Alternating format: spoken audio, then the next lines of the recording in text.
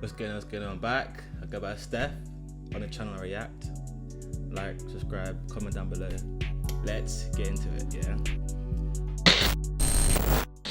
This vid is something new I haven't reacted to. It's called Kip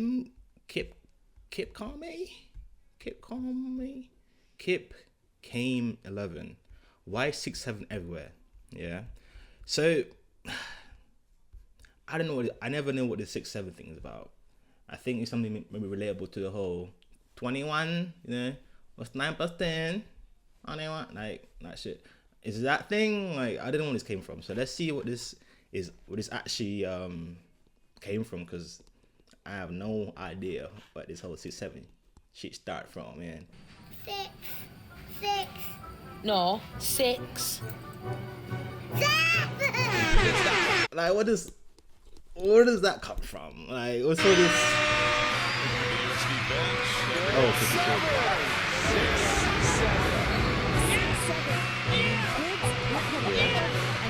Installations. 6 or 7 shots. The viral sensation that's taking over the nation. It's two numbers placed together from a funny meme meant for chronically online NBA fans. Okay. But in a mere 11 months since the very first edit dropped, 6-7 has become a household phrase. Now, on this channel, I've investigated some serious topics. How civil politics robbed the city of its franchise, LA street gang conspiracies, education reform for... This guy seems like he got some really good content on his channel. I'm gonna check this guy out. I'm sure some love, because I'm subscribed, yeah. But this guy got some good stuff. It seems very informative, very knowledgeable. Served communities, and the list goes on. So why brain rot, you might be asking? Well, I might ask you back, what else in the NBA has broken through the mainstream like this? The average suburban mother prior to 2025, if you asked her about the NBA, would know LeBron James and maybe Steph Curry. But now, she knows something that was supposed to be nothing more than a niche internet meme. So how did we get here? Well, the answer involves linguistic theory. But the thing about the whole, like, LeBron and Steph Curry, she probably knew more than that. You know, she probably knew, like, Allen Iverson, Michael Jordan, you know, a few more. Maybe like 10, maybe like under 10 people maybe like 10 people she would know to list, you know? Tom Holland, Kim Kardashian, and Kai Cenat. Okay, true. Okay. Yeah, he's right. It's they could probably name a lot more people that are more celebrities than like NBA stars. 11.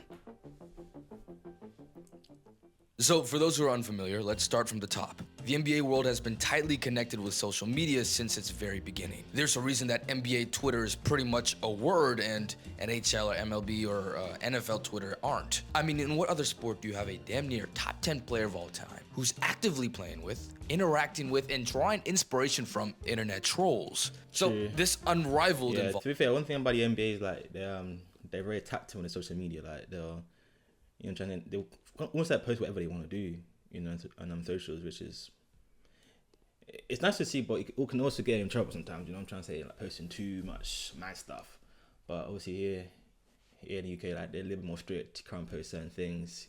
They monitor you a lot, and he got move with a little bit more, gets more class, more reservity. You feel me?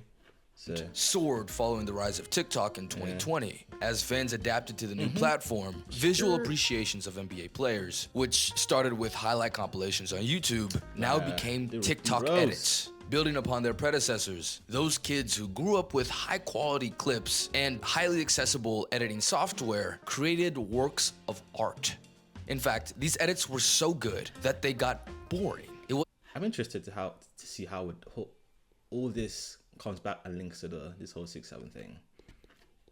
You know, enough anymore to create a great edit of your favorite player. Those were a dime a dozen. That's when I guess we could call it the context edit came out. You clip something that tangentially has to do with the player, whether that be an interview, something they're known for, stuff like that, and match a song to that edit. What's your favorite dish? What you looking forward to eating the most? He trying to set me up. No matter what answer I give, social media gonna clown me. I'm a fat nigga, give me more chicken. I'm beat.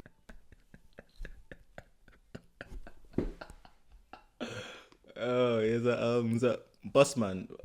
Bossman Blaze, man. I've got something like that. I bet, dude. Hey, you ain't wrong. Nigga can't stay healthy, bro. You know, I made a video on my man a few videos ago about about him not doing with the OnlyFans things and not eating well. And this guy is on a mad thing. The pioneer of this kind of edit was a guy by the name of Jordy. His and other edits on TikTok went viral, So he started inspiring thing, a yeah? new era of NBA edits. Clean. I made one myself about 2 years edits ago though, on I rate him. Antetokounmpo. Now, at that time, in order to create an edit to stand out, you needed more than just regular schmegular just link context. 6'7"? Like everything in the TikTok world, after a month or two, that had went stale. This was the conundrum of the TikTok editor by the name of Hezi going into December of 2024. He had some great edits, but nothing was really taking to the TikTok algorithm. That is, until he found this clip from another editor, who from his bio seems to be still in middle school, and per the suggestion of one of his followers, remade the edit. He literally moves like somebody that's 6'1", 6'2", except he's 6'7". 7. I just bit right on the highway. Okay. Is that was okay. And that's where it started. See, this was a new kind of edit that went Okay. beyond context. It included the that element one of clip surprise. right there. This is aptly named by me, the unexpected edit. I know, I'm a genius. Which, at least for me, I saw for the first time through Family Guy. Peter, what are you doing? Crack? What the fuck? Hey. Now, in line with all the other edits, the song was appropriate to Mellow Ball. In this particular instance, So it was the Melo Ball referring is to the his guy height of that 6'7". came from, It innit? obviously Okay. wasn't very thought out. In I fact, read it's very game. common for short form I content. wish you watch a lot of the Lonzo Ball brothers in it. Lonzo Ball brothers, the Ball brothers in it. Like, I mean, like it's crazy how we've seen how these men grow up from kids to like now, and all of them except one made the NBA. Feel me? But yeah, I think we always knew LaMelo was the best one out of all of them. Like Lonzo's cold, he's tough, but LaMelo's that guy. Nah, I'm trying to say. But I know Lonzo makes beats, tunes. He can spin the mic. He's cold. To just take underground rappers' songs and throw it on an edit for humorous purposes. That's what this new 6'7" song was all. You know. You know that. I play something quick. You know what I'm trying to say. Hopefully, I didn't get mad at the freaking copyright. I play a couple like 10 seconds for you. Yeah? Hey. Ooh, you know I had to get up. Ooh, Zio, get off. Hey, whoa, yeah. Hey, whoa, let me get up. Lonzo got some beats, man. It can't be too much, man. You check it out, this song, man. Lonzo Ball. I used to tap into the US shit, man. You feel me? It's funny. You can even tell from its title. Do. Like Baby Shark. And it referred the to songs from this guy, yeah, Skrilla, the 6'7" songs, and came together. The edit, the NBA player, LaMelo Ball, the song 6'7", he's 6'7", boom. We get it now. Tight, Alright, it's cool. a win-win. Everyone's laughing, everyone's happy. But little did we know, this would open the floodgates to perhaps the most incohesive, truly brain-rotten trend of the century. But first, let's talk about Riz. Now, I must admit, I am a young black American male who is, like nearly half of the youth in the United States of America, online almost constantly. I'm about the same age as Kai Cenat, the hit megastar who transcended the digital realm to become a So am I. I'm pretty much the same age as Kai as well. A-list celebrity. I've seen his rise to fame from being a special guest on YouTube group AMP's $100 Walmart Fit Challenge video back in 2020. I'm a part of the 2K, WL, YRG, AMP, RDC, whatever you want to say, I'm a part of it. I'm even in an RDC documentary from 2021. This guy locked in. This guy got locked in, man. Damn, do your thing, bro. I've become intimately familiar with, for lack of a better term, gentrification of slang. At the time of this clip with me and Mark, Riz was already a thing. You just didn't know about it yet. It was a term for people watching AMP, Your Age Gaming, and RDC, the trifecta for content creators, for young black and black adjacent teens, before, during, and after the pandemic. I knew what Riz was. Young black and turn gang shit. Come on. 2 years before it became word of the year. I also knew Gyat, WL, etc. Right? It was an inside language. I find a little bit like cringy sometimes. Like yeah. Alright, I used to say Riz a little bit. Riz, you got Riz. You know what I'm saying, but I never used to say Gat and all them weird terms. Shared amongst a rapidly growing yet still relatively small online community. I didn't care for the word Riz, but I appreciated its place in the community. But then, 2 years later, with all due respect, I'm hearing my white and Asian friends from college, people who I know for a fact don't know who Chris Move or So Illuminati is, start... Chris Move. He was my guy. I grew up on that shit, man. NBA 2K career mode. What do you used to say? Like, what's his phrases? He had so many phrases. Like, he used to be like, give that guy a map. Where are you going? That's one. He's like, Chris using the word Riz like my online communities were a few years prior. And I'll be completely honest, it felt like gentrification. All of a sudden, now you had all these companies and celebrities using it. You had the New York Times assigning meaning to it. That's actually crazy. Like, it really is a word now. Like, hey, I guess that's what happens when the word becomes popular and everyone's saying it and it's rinsing the same shit.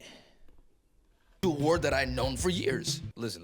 Riz does not come from charisma. That's fake. That's not real. But anyway, enough of me ranting. Let's see if we can assign some academic credence to my woes. For that, I've enlisted the expertise of Dr. Taylor Jones, who holds a PhD in linguistics from the University of Pennsylvania and is one of the world's foremost experts on African American English, and also runs one of my favorite new YouTube channels called Language Jones. We know in sociolinguistics that a lot of language change happens in the real world. It's not social media. Like, real life interactions are much more important. But at the same time, we have these windows into other communities, like speech communities and communities of practice, and can start to kind of borrow from those in ways that we haven't really. Ruining it. And one of the ways that you see this play out is that people start borrowing things but using them completely differently. Oh, you Jewish, right? What do you think, bro? At a certain point, like, one version of it kind of takes off and then sort of enters the mainstream, and it takes on a life of its own. I don't know if you're familiar, but like, they have this thing called the WL community on Twitch, the live streaming platform, and it seems like nearly probably 80% plus of like the Gen Z, Gen Alpha slang all come from there. Why is that the pool in which is drawn from for these new slang? I think so. There's a lot of different reasons why it could be. One of the things that is a source of a lot of slang and a lot of what's considered cool is just, who do you think is cool? Who do you want to be like? Every duty is essentially duty to God. Nigga be a leader, not a follower. What? Master P. What did you say? Duty to God. Nigga be a leader. Buddy, you're not meant to be saying that shit, bro. No. That's not what you to say at all. Cut it out, mate. No. The hell? Follower. What? Master P said that. And sometimes that can be related to negative stereotypes. Sometimes that can be related to, it can be related to all different things. So one of the reasons we keep seeing things coming from, like, Black English, for instance, is what's called covert prestige in linguistics, where that's the idea that it's not prestigious. It's considered like bad or wrong or whatever. But there's this level of prestige that's sort of hidden. It's covert. If you have this air of being dangerous or interesting, right, then there's something there that people want to be able to imitate, and simultaneously maybe just... Yeah, that makes sense. If you got some, if you're kind of guy that people want to kind of aspire to be like, you know, if you know you got it all together, you know, looks, fitness, money, whatever, and you start saying things a certain way, people are gonna want to kind of like say the kind of terminology you use, kind of like, you know, talk like you. So I suppose where these things come themselves from. Because I'm pretty sure that someone like, I think when the word Riz famous was that Duke guy, innit? There's ironic usages. There's there's a lot of different levels of sort of identity construction that happens with this stuff. Now, you might be wondering, Kip, what does Riz and gentrification have to do with 6'7"? Well, my friends, we're getting there. Let's turn our attention now to New York's friendly neighborhood Spider-Man. That is Tom what's Holland. Tom gonna do I with have this? no Riz whatsoever. I have limited Riz. My brother Paddy has ultimate Riz. His confession here is undoubtedly what stamped Riz as an official word in the mainstream. But what makes something mainstream? How does an inside joke within an online community that's relatively small go literally global? Well, to find that out, let's head to 23rd Street. Bro, for a second there, I'm sorry, bro. For a second there, Relatively small, go literally global. Well, to find that out, bro. Whoa. Oh.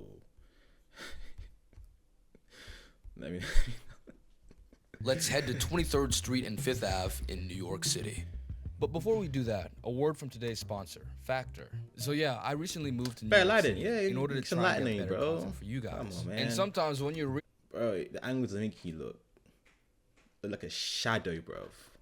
grinding, it's hard like for your shirt, like your turtleneck is like always matching your face. Like, alright, let me chill. Get a healthy, quick meal. With Factor, I'm able to get protein-packed meals sent to my. I'm cooking this, guys. let me come through the ad. Damn.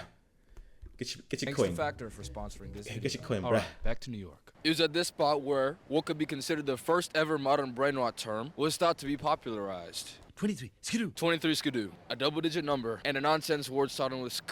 History really does repeat itself. These terms developed independently of each other around the beginning of the 20th century. 23 allegedly coming from Charles Dickens' novel A Tale of Two Cities, where the protagonist is the 23rd person in line to be executed by guillotine. A lady calls out 23, and the main character is executed. A play based on Dickens' novel, called The Only Way, was made shortly after and hit New York City in 1899, 2 months after the play, all the way in Seattle. According to this article from the Seattle Post-Intelligencer, which has some ridiculous art under the humor section, I should add, people started saying 23 as a way to tell people to scram, basically. There are a bunch of conflicting stories on how this came to be, however. Some thought it was because of horse racing, others because of poker, and others still because of a Mexican scammer who was about to be deported in New Orleans. But they all generally agreed on the meaning. 23 meant that you was trying to get up out of there. Skidoo. Bro, if you can't follow this, because I'm following this right now, you have a serious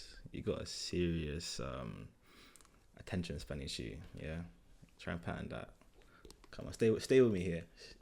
I'm gonna let my guy land this point. Yeah, it's the same thing. It's derived from, naturally, the word skedaddle, which is a word, by the way, from the Civil War era. It was used to describe boats and cars, briefly across the United States, to imply that a vehicle was capable of moving quick.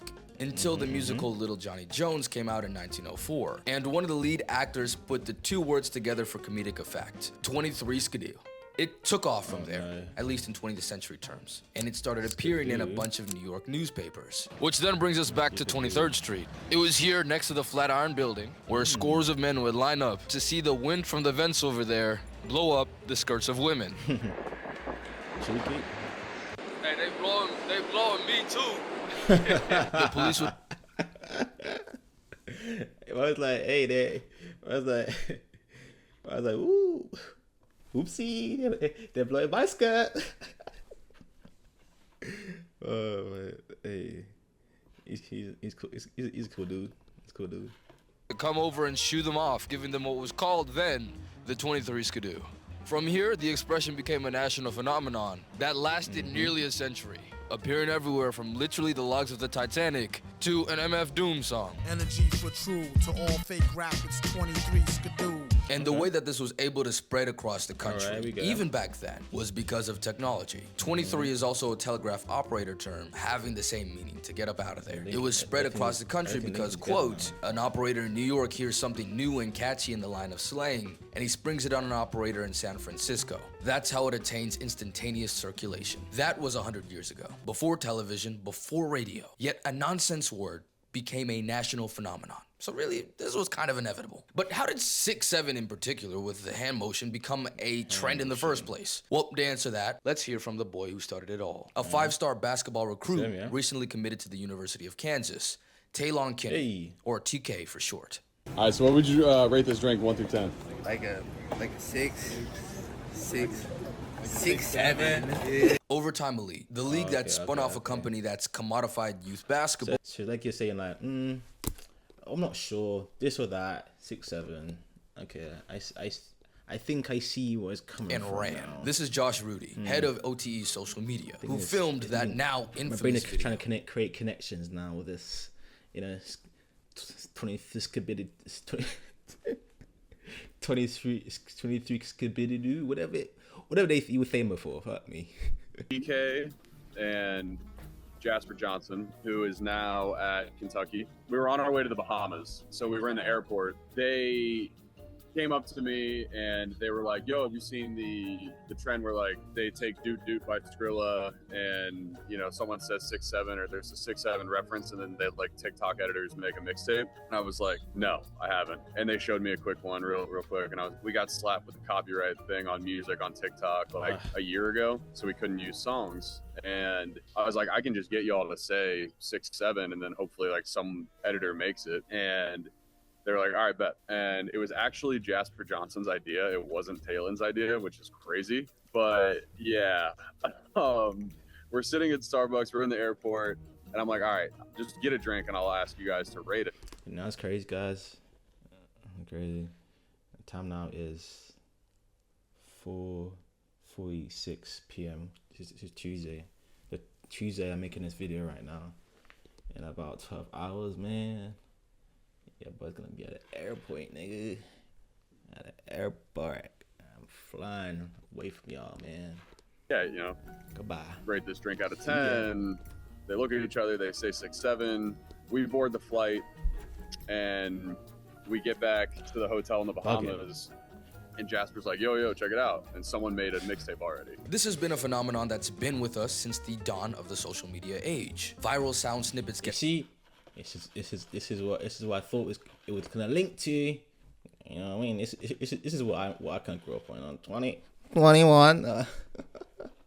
And kids copy them. These were all nonsense words, according to older people, but they had a meaning attributed to them, a purpose that could be intuited from the original video. But what was 6'7's purpose? Well, let's hear from Skrilla, the artist behind Doot Doot. 6'7" represents, it just represents my brain, like what comes up in my head. Yeah, what it really represented, as this Philadelphia native so kindly told me in line for the Drewski Could Have Been auditions in New York, was that it was probably from 67th Street in Philadelphia, where he and Skrilla are allegedly from. The other theory, which I buy a bit more, is that it was in reference to 1067, which is police code for a dead body, and it fits with the lyrics. Shooters stay strapped. I need to lock in for this one. We gotta come close for this one. We gotta come close. Man said this. I think this is probably the reason.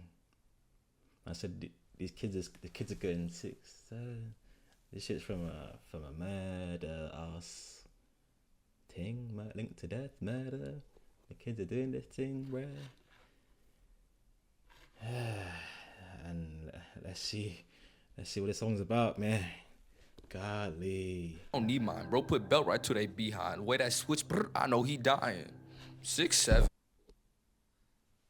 I know he dying. 6'7", yeah. Makes sense. So how does a man who, at the very best, brags about being associated with murderers create a jingle for toddlers? Well, my friends, allow me to introduce you to the linguistic concept that is semantic bleaching. What it means essentially is that a word's original meaning through time is diluted. Awesome, for example, which used to be reserved for acts of God, is now used to describe your aunt's banana pudding. It's not a bad thing in a vacuum, but the process of semantic bleaching has become highly accelerated through social media. Just a little over a year ago, for example, to crash out meant to risk the safety and well-being of you and those around you in a fit of extreme rage. Now it means to be slightly irritated. Y'all let the white people on TikTok take the word crashing out and give it a whole new fucking meaning. And then y'all adapt it to the meaning that they was using it for. Stop taking all motherfucking lingo and words and fucking ruining this shit, nigga. At the risk of sounding woke, I do feel like I have a responsibility as a black man to educate my audience on this. It's not lost on me that the explanation of the very first brain rot term was on the same page as a violently racist caricature in the newspaper. And yet now all brain rot words that are touted in mainstream media, Riz, Cotton 4K, Phantom Text, all come from black people, black creators that I've watched for years. They were inside jokes. bleached into brain rot, infantilized and trivialized for a comedic and humorous effect. 6ix7ine went through this bleaching process because the concept of the song was completely removed in the LaMelo Ball edits, which was the context in which TK knew the song as. The context from the video he made was then how 12-year-old Maverick Civilian, who was featured on Cam Wilder's YouTube channel, came to know the song. Him being a 12-year-old excited little boy, saw a camera and did the first thing that came to his mind. He'd probably seen TK do it on TikTok maybe a week or so prior, and he probably knew it was from a Melo Ball edit. But he was 1000% completely unaware of its origins. Maverick rocketed into the TikTok memedom stratosphere and became a star in his own right. Bro, with his most viewed video, man. Just like that, all action, man. Damn. Reaching 13.2 million views, along with a creator by the name of Hoopify. Hoopify is someone I would call the Adrian Wojnarowski of brain rot. That's what I'm saying, man. Anyone can hop on this thing and just blow up, man. Crazy. If you don't know who he is, this might jog your memory. Livy just convinced Baby Gronk to commit to LSU. Livy rizzed him up. Livy even hugged Baby Gronk. He might be the new Riz King. I found his content while I was researching. Who is this officer that never turns on his body cam? Who is this dog that is whining? Who had the better verse, Ellie Shaw? I hate how this guy talks, man. Like, Claire. Who is this guy who is famished for a radish? This is the cat. Who is this? I guess it is brain rot for real. What world is this? I ran into him at the Drewski Could Have Been auditions, and he agreed to an interview. Bro, that was so crazy running into you, man. I'm not gonna lie to you. I saw you, I was like, wait, you're actually kind of normal, man. I saw your content. Well, to a degree. Hoopify is the go-to guy for all things brain rot, but he'd started out as a sports reporting account. Basketball and football. You know, just like making videos kind of in the style they were now, not exactly. And then one day I made a video about Baby Gronk and him meeting Livy Dunn. And that wasn't meant to be a brain rot video, but it turned into a brain rot video. And people consider it kind of like the first brain rot of this. See, it works, man. I think it does work, the whole brain rot thing, man. Because like a lot of people just doom scroll, and the way he does it, it keeps kind it just, I don't know how it does it. It keeps us locked in. You know, where does it? You kind of wondering where does this end up going to? You know what I'm trying to say, but it's a weird one. Or of era, we could have transitioned to a new one by now. I think 6ix7ine kind of stems its own era. From there, I was like, oh, like I guess I could just cover like these brain rot memes like I do like a normal sports video. Because then there's way less competition in that too, especially back then. He'd gotten so popular and his style so distinctive that Kim Kardashian made a guest appearance on his page with her daughter North. Is grilled chicken better than chicken stars? He even created his own 6ix7ine, 4-1, based on a viral TikTok song. In all of this, I had to ask him. How do you feel about, you know, you're covering your Baby Gronk and rizzing up Livy Dunn? How do I like it. I really like, I think it's fun. It's like kind of breaking news in like my own little way. Yeah. Hoopify isn't the only person to profit off of. Like this guy, he's found his niche and he's working and it's getting him lit. You know what I'm trying to say? Like fairs for him, bro. Like he's found his thing and he's 7. TK, guided by OTE, started a water bottle business called 6-7 Water. Typically, anytime that we do, I hear it, man. Try and get as much coin as you can in this life, man, because there's so much coin to make. You need it, man. I hear it. But shit, that's quick though. What's that gonna taste like? And they're not like always available. We do drops. For water? Market that thing quick. It's crazy, but like everyone's gonna buy it just because they, you know, like they it's limited. Yeah, it makes sense. Right. It usually sells out in a day. Maverick's mother, Jamie, created a meme coin for 6-7. 67 meme coin. I mean, 67 just billions. get your coin any means necessary. I hear it. Like, get your coin. The merch, hats, caps, drinks. Oh my days! It's a coin. Website, coin. This trend, migrating from Philadelphia street rap to NBA edits to middle schoolers, has reached a point of commodification in capitalism that we haven't seen the likes of since Hawk Tuah. But even then, the relevance and popularity of this meme surpasses even that. Why? Well, Hoopify has a theory. It's two numbers that are gonna come out without it like trying to be a meme. Like, it's very, very hard to kill it. I think for the rest of my life, at least my brain rot and mine, anytime I see the number 6'7", I'm gonna at least think of the meme. I just don't see where how it dies. Everyone's gonna think, it's becoming to the point too now where it's like so unfunny, it's becoming funny again. So there's a chance we're just stuck with it. This new age that we're in means that basketball social media is more powerful than ever before. Perhaps the most powerful cultural force in the world. Of course it is. Why? Well, because it hosts. Of course it is. If you're a business and trying to get your shit popping, you know, on social media, you're missing out on a lot of customers. A whole lot of customers. You kind of have to be on cool and most importantly, young men and women that drive the culture the way that it's been for time immemorial. And because of this truly instantaneous communication that we now have all across the world, we can make streamers A-list celebrities and take inside jokes, memes, stupid edits to become foundational language for the youth that adults and corporations are desperate to capture. Thanks for watching. Bro. Shout out to my man, bro. I feel like now, I like to, yeah, my guy, yeah, come on. I feel like now I fully know what this 6'7" thing means now. And I hope you do too. That's the vid for today, guys. You know, hope you enjoy. Like, subscribe, comment down below. In a bit.